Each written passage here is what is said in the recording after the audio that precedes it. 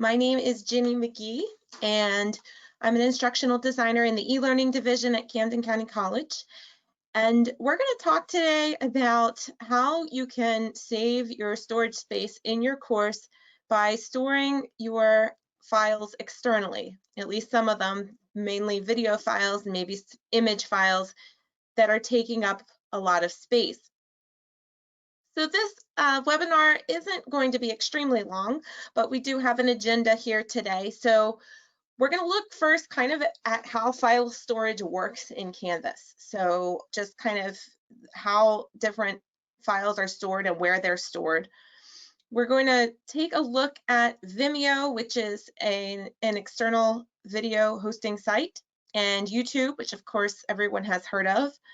We'll look at your OneDrive or using OneDrive as a place to store items. And then linking to Canvas, and we'll kind of look at that throughout. And then there will be time for questions at the end. If at any point in time you have a question that occurs to you, you'll notice on the right side of your screen, you should see a little toolbar that has a chat option in it. You may need to click the little arrow next to it to expand it. And you can type any questions that you have into that bar.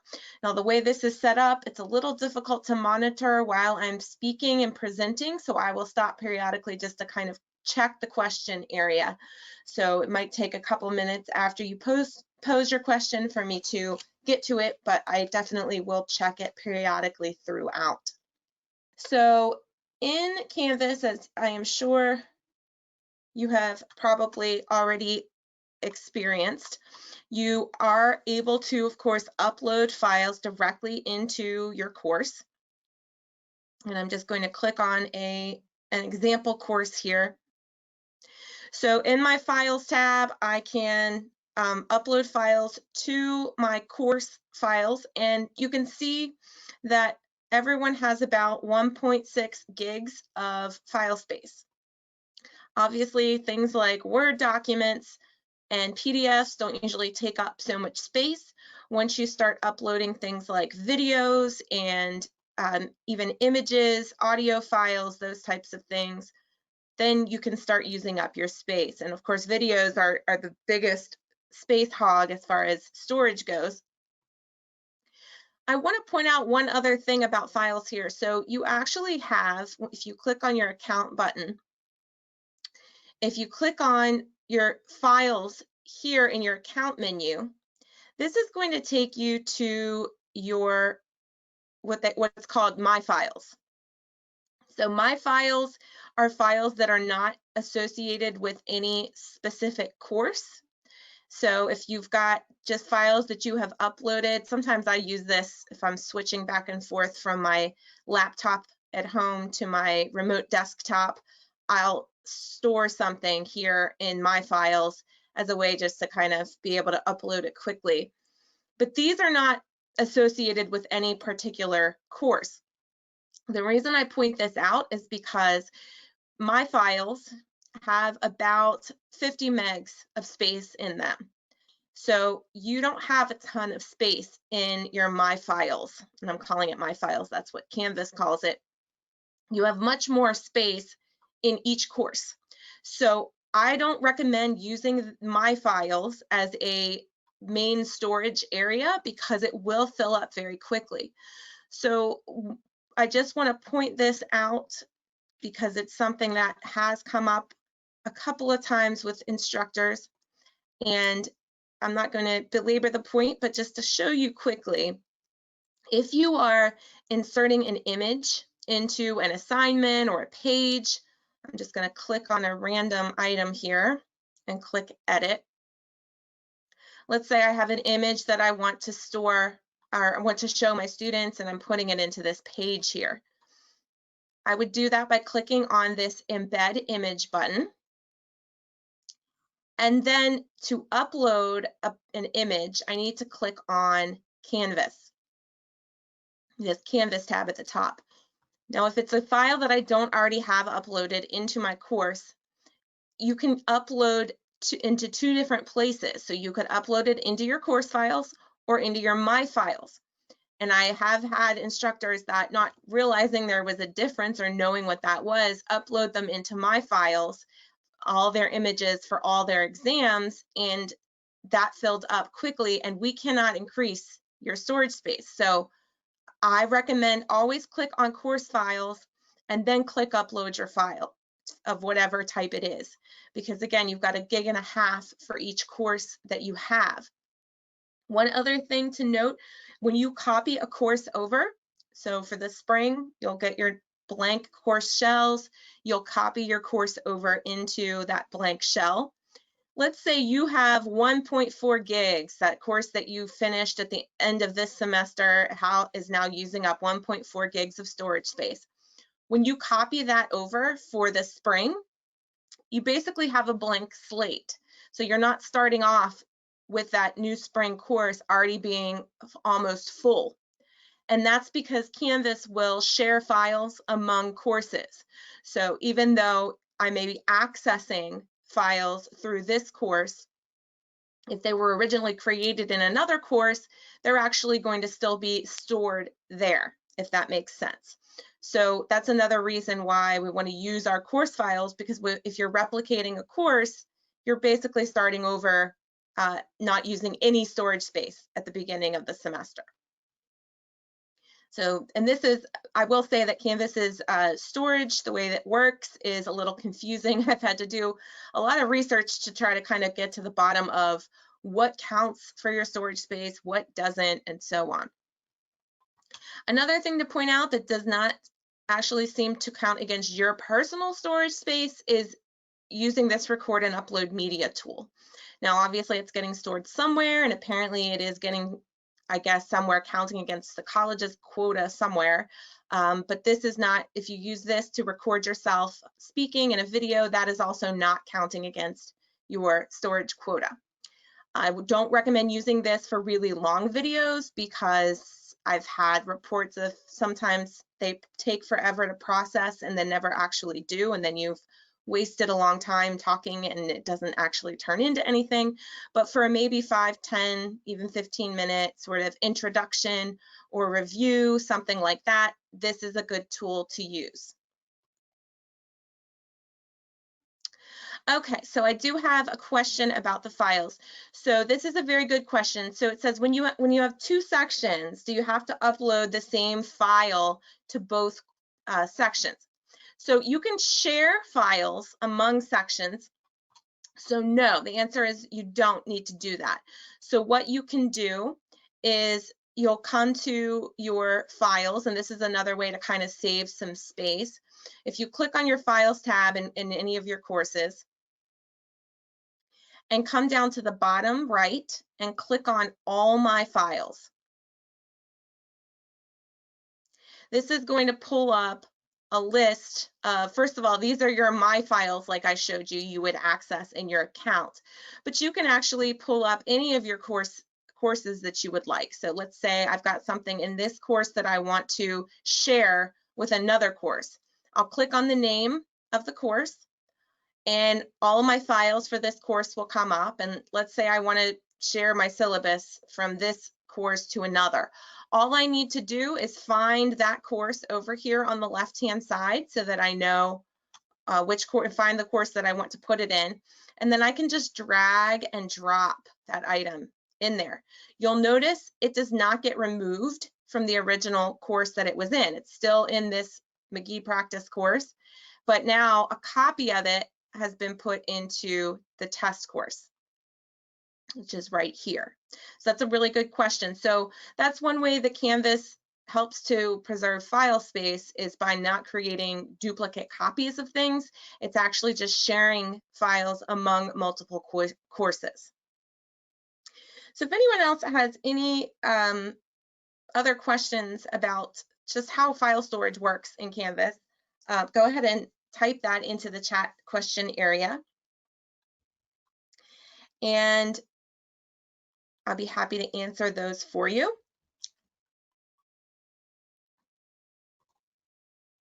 And I'm not seeing anything coming up, so if you're still typing, go ahead and continue typing. I'll be happy to come back to it.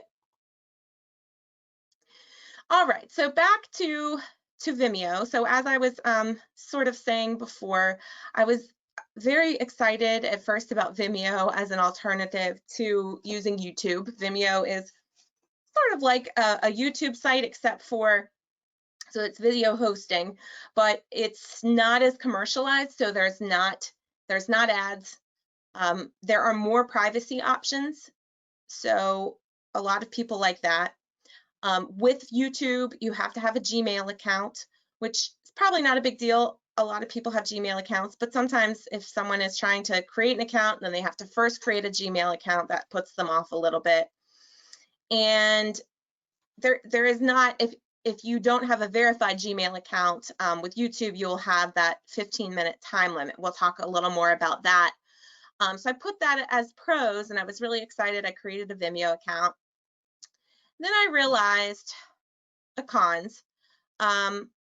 So there is a storage limit, of course, with the free version of Vimeo, and that's 500 megabytes a week, which is around 5 hours of video, give or take, and 5 gigabytes total for the free Vimeo account.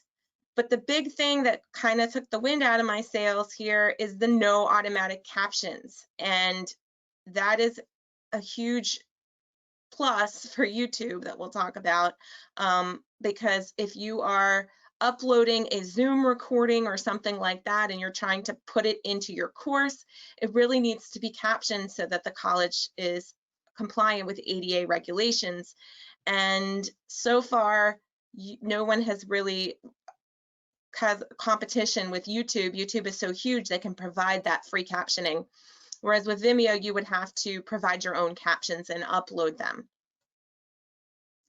So that being said, I am going to quickly show you what Vimeo looks like, and I'm going to do that because there are, of course, other ways or other videos that you could be uploading. So the videos that I make, if you've seen any of the tutorial videos in the Canvas Faculty Hub, I make all those videos using software called Screencast-O-Matic, and it costs $18 a year, and you can actually, it will caption your videos for you. Now, YouTube actually does a better job, but you can provide captions through Screencast-O-Matic. So if you were using something like that, then Vimeo might possibly come in handy for you. So Vimeo, and we're not going to spend a ton of time on this, but Vimeo does have a free version, and they will try to sell you on their paid version. Of course, that's how they make their money at every given opportunity. In fact, what I found is when I've logged back into my Vimeo account, this is what comes up. It's information about their plans and what you can get for each plan. And I have not found a way to get off of this screen into my free account other than deleting all this junk after Vimeo.com. If you get rid of all that, it'll just take you to your Vimeo account. So that is sort of something I played with after getting really frustrated for a little bit, trying to find a link when I got into my account to the basic Vimeo account. But again, you get 500 megs a week, and that's roughly, I looked at one of my MP4 videos that I had made that was a little under an hour long, and it was about 140 megs. So, you know, you could do 4 or 5 hour, 45-minute to hour-long videos, depending on what your resolution is, what you're using to make the video. And then you have a total limit of 5 gigs. So that if you have 1 or 2 classes and you want to use that, that probably will last you a semester. If you're using Zoom a lot and you're putting videos, or you're using Screencast-O-Matic a lot and uploading videos, you may use up that 5 gigs in a semester. But this is an option, and so it works similarly again to YouTube, except there aren't ads, and you do have some better privacy settings. So if I go to my videos I can see my videos that I have uploaded here, and you've got options that you can use to only have a link to the video. You can turn off the ability for students to put comments on a video, and you can also, of course, share the video just like you would with a YouTube video. So I'm going to just sort of show you how I would share this video here that I've already uploaded. If I wanted to upload a new video, I would just come to this new video, click upload. It's going to allow me to choose a file on my computer.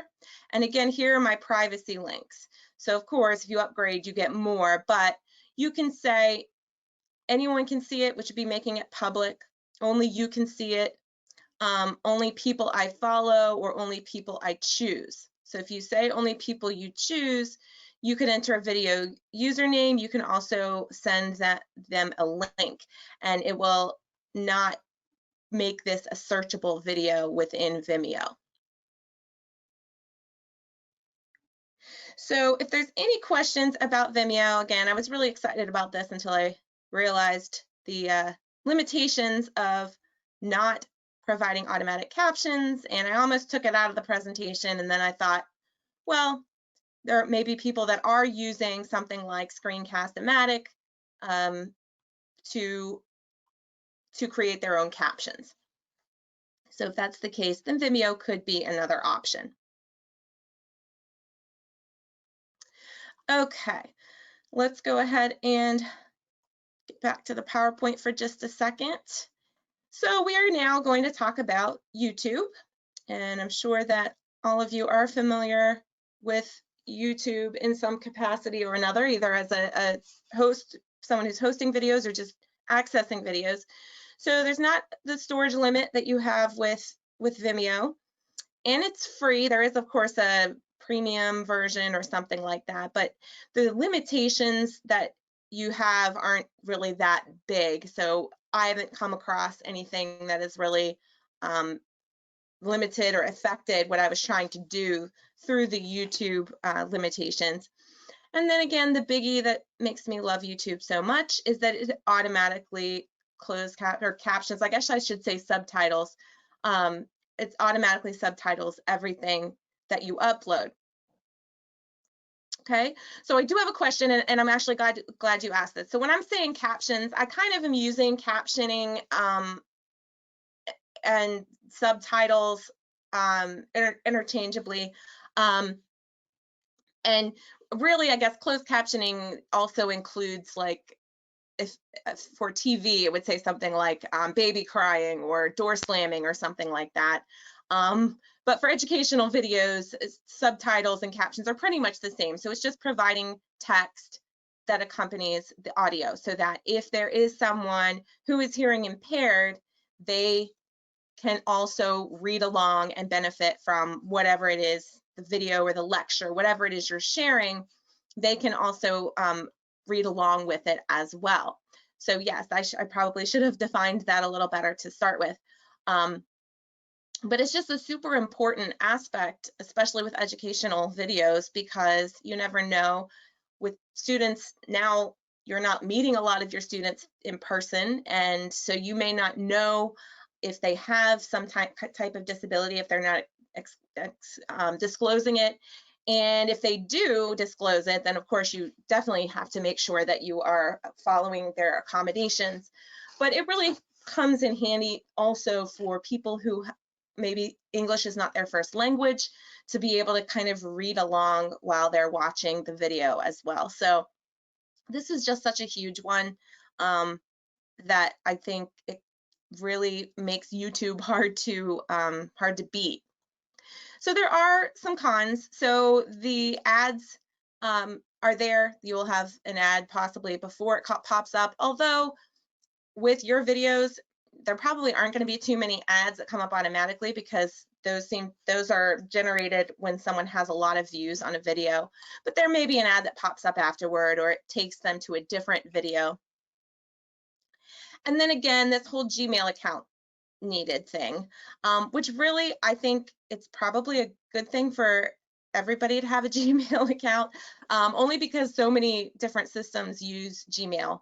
And there you can sign up when you're signing up for things. We always seem to be needing additional accounts here and there, and a lot of them will just accept your Gmail account, and you don't have to create an account for whatever that new platform is that you're signing up for. And I've had some instructors who've run into a 15-minute time limit, and I wasn't really sure why, because I've never had that issue. But basically, when you sign up with your Gmail account, you'll get a link that is, or an email sent to you with a link that you have to click to verify your Gmail email address. And if you do that, then you don't have a 15-minute time limit. And so I put the URL here just in case if anybody has that issue. You can just go to this youtube.com/verify and put in your Gmail address. They'll send you that email so that you can verify it and get that 15-minute video time limit removed. So we'll take a look at YouTube, and I apologize if this is redundant for anyone. But I do want to make sure that I just kind of show what it looks like from the perspective of someone that is uploading a video.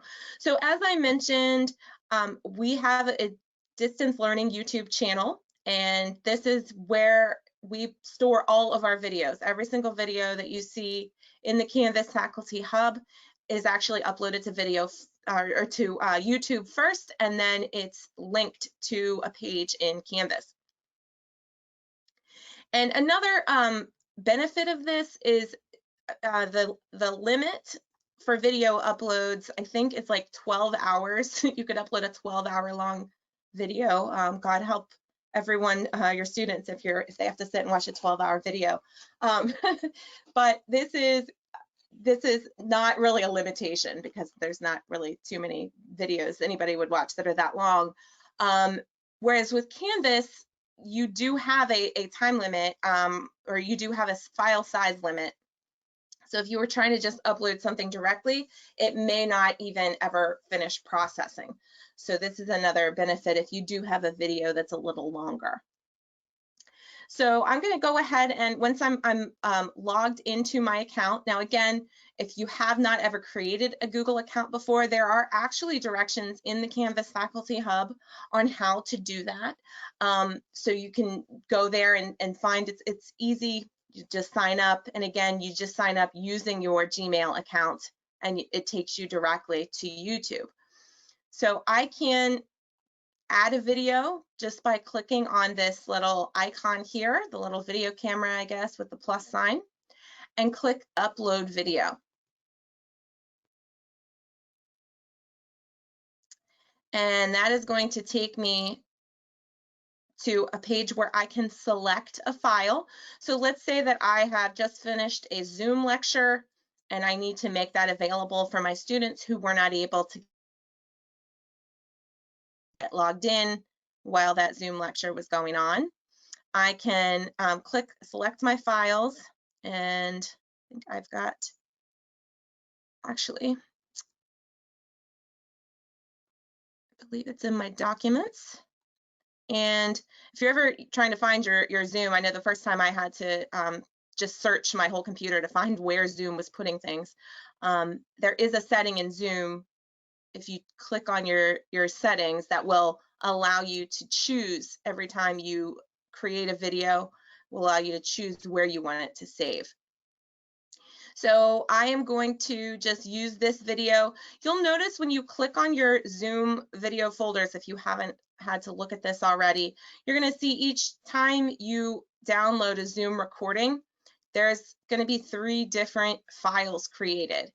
This first one's audio only, so that would only obviously be the audio. This is going to be the video only. And then this last one is always called Zoom_0. That is actually the video that you want. That's the one that has the audio and the video with it. So YouTube is uploading my video now. I would need to give it a title, probably a descriptive title, and I don't even remember what that particular Zoom video was about. I'm just going to give it a title. You can, of course, describe your video. And then you always have to come down here, or it will remind you, and say that it is not made for kids. If you don't do that, it'll stop you and make you come back to that. You can click next and keep clicking next. And then here you have your privacy options. So you can make it private so that only people and the ones that you choose can watch your video. And they would have to have their YouTube accounts for you to select them. I recommend doing unlisted because then you can provide the students, you're linking this video to your Canvas course.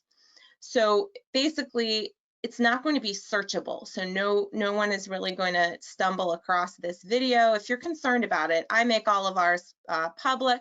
I'm actually going to make this one unlisted since I think it's kind of just gibberish and I don't want to confuse anybody by uploading it to our channel here. So I'm going to go ahead and click save. And it's going to process the video. Now, this is a 10-minute video. It probably will get processed pretty quickly. If you have a video that's, an hour long or so, it may take 5 minutes. Still doesn't take very long. And you can just get your video link here, right-click the link, click copy link address. I'm going to close that. And you can see here that it is already finished processing. So I'm going to go to my course here, and you can insert this video, easily embed it into anywhere in the course that has the rich content editor. So you could put it into an assignment. Let's say I wanted to have my students watch a video first. Click add assignment. And there is a YouTube app embedded here, but you have to be able to search for the topic, so it doesn't work well if it's a video that you just created that you're trying to embed. So I always recommend just click this second option there and just paste the URL of the YouTube video right there and click OK. And it's going to put that video right in there. Now, this is probably not completely finished processing. Once the video is processed, there will be a little CC in the lower right-hand corner, which is what students can click on to get their subtitles. So anyway, you can put the video into a page, into an assignment, a quiz, wherever you need to put it. And now it's stored externally, so it's not taking up your valuable space that you have in your course. So that's the basic way to upload a video to YouTube. And again, there is a video on how to do this, and you can always access that through the Canvas Faculty Hub. All right, so if there's any questions about using YouTube, go ahead and type those into the chat, or about anything that I have gone over so far. Okay. So the next thing that I want to take a peek at is OneDrive. Now, I have the caveat here that all faculty get OneDrive accounts. If you're not sure how to access yours, OIT can help you with that. That's kind of in their jurisdiction. And the other thing is that I do not have a college-issued OneDrive account. So I'm going to show you what my personal OneDrive account looks like. And so I apologize if there are some differences in the way this my OneDrive appears from the way that yours does. Sometimes there could be a little bit of a difference, especially if it's a work account. So this is my own personal account, but just to kind of show you. So again, if you are uploading a video to OneDrive. So I asked OIT just to make sure. I said, do all faculty have a Microsoft 365 account? And I was told that all faculty do. And then I also asked how much storage you all get, and I was told 50 gigs. So that's a pretty good chunk of storage space. So you've got that OneDrive. Of course, if you're using Microsoft 365, you're using PowerPoint and Office and the other Microsoft Office suite products, it's going to be saving those in your OneDrive as well. But this is a place that, again, if you had a video that you created that already has those captions, that you could store within your OneDrive to free up your space in Canvas. So what I did was I clicked on upload to upload my files from my computer, and I went to files. And I've got, these are all my Zoom meetings here. And then I just clicked on one of my meetings, again, that Zoom_0 file. I actually already uploaded one down here. So this file here, if I click on it, it's going to pull it up, and I'm just going to pause it here. And you can click this share button up in the upper left-hand corner, and you can share the link to this item with your students. So I would not recommend allowing editing. And I believe to set the password, you would have to go premium, but this may be included in your, since you have a paid subscription from the college, these may be available for you. I'm not 100% sure, since, like I said, this is my personal account. But what you would do is click get a link, and it's going to generate a link for you. And then you can click copy. And now again, I'm going to go back to my Canvas account here, and I'm going to delete this YouTube video. And instead, I am going to put a link in right there and click OK. And this one is processing. Actually, let me put this in as a URL link. My apologies. So I'm going to click on that link, click insert link, and now the students will be able to click on the link and it will take them to that video. In fact, what I would probably want to do is put the how to replicate a course title in here, or whatever the title of your video is, and then highlight that, then click the link to URL, paste it in there, and now you have your link that your students can click on, and that will allow them to access that video in your OneDrive. So that could be another option. You also could store images in there if you're really finding that you're kind of running out of space in your course and you want to save every megabyte you can. You could also store other items in your OneDrive and link them to your Canvas course. So if there's any questions about that, and again, if you have any specific questions about accessing your OneDrive or how to get into it, that actually is something that would need to be addressed with OIT, since they're the ones that really are in charge of the OneDrive accounts. But it is a nice option, another storage option that you have.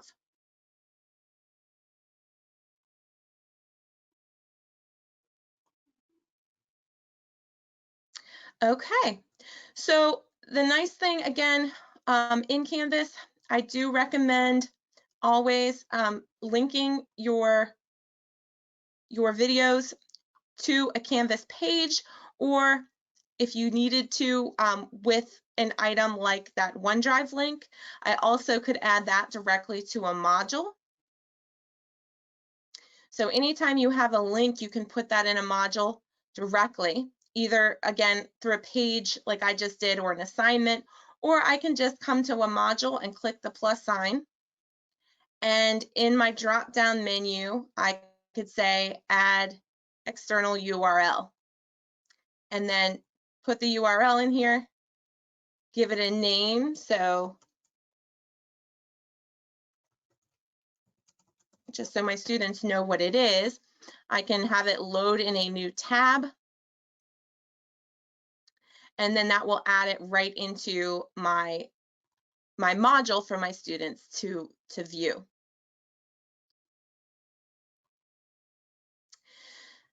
So that is what I have for you today. I will say that if you have requested a Zoom account from the college, there will be a Zoom cloud that is associated with that. And so that could be another option. Again, there's the whole issue with the closed captioning, but there will be some storage space available there as well. So if you have any questions about anything that I've gone over today, please feel free to go ahead and type that into the question area. Or if you have some questions about something that I did not bring up or thoughts about anything at all, feel free to go ahead. And actually, I can also enable mics as well. So I'm going to go ahead and enable everybody's mics. And so if anybody would rather unmute themselves and say something or ask a question or share an idea, feel free to do that.